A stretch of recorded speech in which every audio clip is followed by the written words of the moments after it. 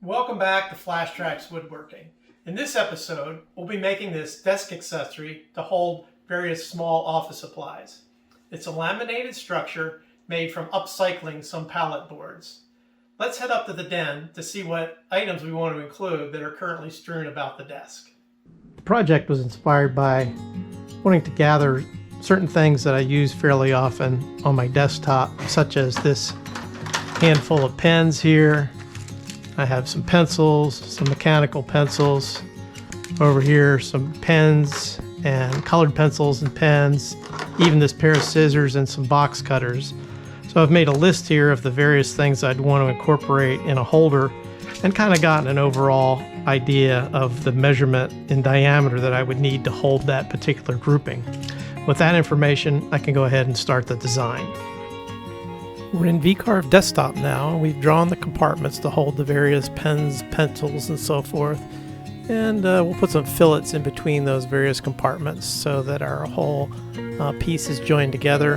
A little bit of an ode to the Olympics here, or handcuffs, or not quite sure what that looks like in 2D. If we go over to 3D, we can render this to see what our final cutout is going to look like, and even come in here and remove some of these pieces that'll be freed up after we've run the router bit around that piece. So we finish up removing those pieces, and then we can kind of see our final design, or at least one layer, and we'll be layering this up to make the overall piece. There's what one of the layers will look like in real life. We'll be using this template on these boards that we're going to cut out to make the various layers for the pen and pencil holder. I'll be putting to use this little wizard metal detector on some pallet boards because I certainly don't want to run into any nails or metal fragments when I run these boards through the planer to get them ready to make the layers for the project. Then I'll use some needle nose pliers to remove the fragments that I detected and marked earlier. After attaching the dust collection hose to the planer, I'll set the height for the first pass, power on the planer, and plane a true and smooth surface on the pallet boards that I'm going to be using in the project. For each planed board, I'll use some calipers to get the thickness and then mark it on the board. Next, I'll pick up a template and then lay out where I want the origin to be for each cutout pass, avoiding nail holes and knots as desired. At last, we are ready for the cutout operations. For some passes, especially for the Birch plywood bottom, I'll be using this special compression bit to cut both down from the top and up from the bottom. You can see the special design of this bit in the insert video.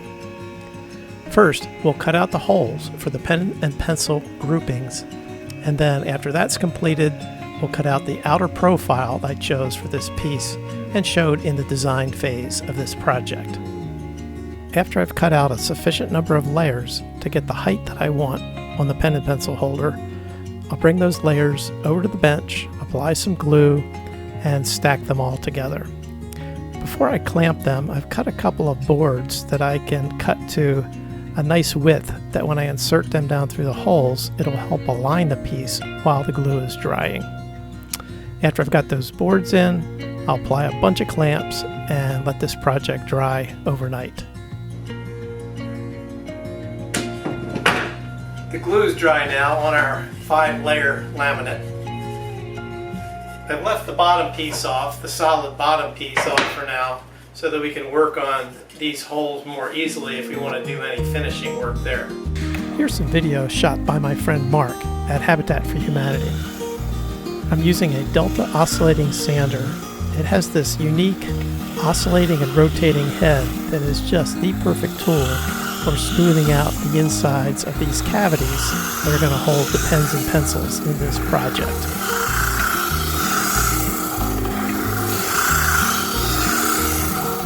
I'm done now with all the finished sanding I want to do, so it's time to glue the bottom piece onto the rest of the holder, then clamp it up and wait for it to dry.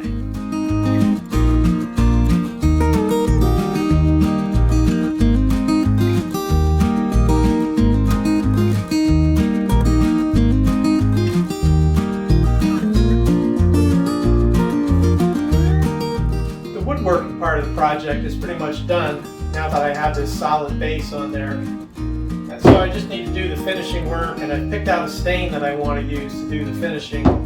But since there's a lot of end grain on this project, I thought it'd be a good idea to put some pre-stained wood conditioner on there. I don't quite have enough of this, so it looks like I'm going to have to make a trip to the hardware store to pick up a little bit more. While I'm gone, I'm going to let my desktop items try out their new home. Yep, they look pretty cozy. I've got enough pre-stain now, so let's get that applied to our project.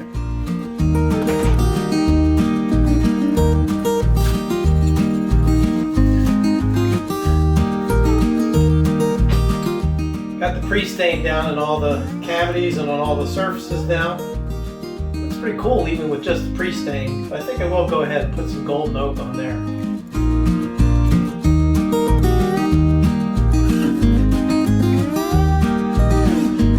I'm finishing up wiping the excess stain off. It's got that nice honey color now that I was looking for. After I finish cleaning off the excess stain, I'll let it dry overnight and hit it with some polyurethane. For the final finish, I have several options. I could spray using a urethane, an acrylic, or even a lacquer. I'm not sure I can get all that down into the crevices that I need. Similar problem with the brush-on polyurethane. It also tends to run a little bit. I think I'm going to go with this wipe-on polyurethane. It's a little thinner, it'll take some more coats, but I think it'll give me a better finished product. Before I add the polyurethane though, I want to put the logo on the bottom. I found it's okay to burn through the stain, but not so good to try to burn through the polyurethane. With the logo now lasered onto the bottom, I'll begin applying the polyurethane. I'll be using that wipe-on polyurethane I discussed earlier, put on 3 coats with a light sanding in between. And now for one final touch. I thought I'd cut out some foam pieces that I can add to the cavities just to give everything a soft landing when it gets to the bottom of the holder. Well, that pretty much completes the project. Everything fits pretty much as planned, and I've got a nice place here on the desk for it. If you enjoyed the video, hit the like button. If you want to see more like it, hit the subscribe button. If you want a notification, hit that notification bell. You know the routine by now. So that pretty much wraps it up. Thanks for watching Flash Tracks Woodworking. As we close, you'll see a video in your upper left. That is my latest upload, and in the lower left you'll see a video that YouTube recommends. So while you're doing that, I'm going to grab a pencil and I'll start sketching my next project.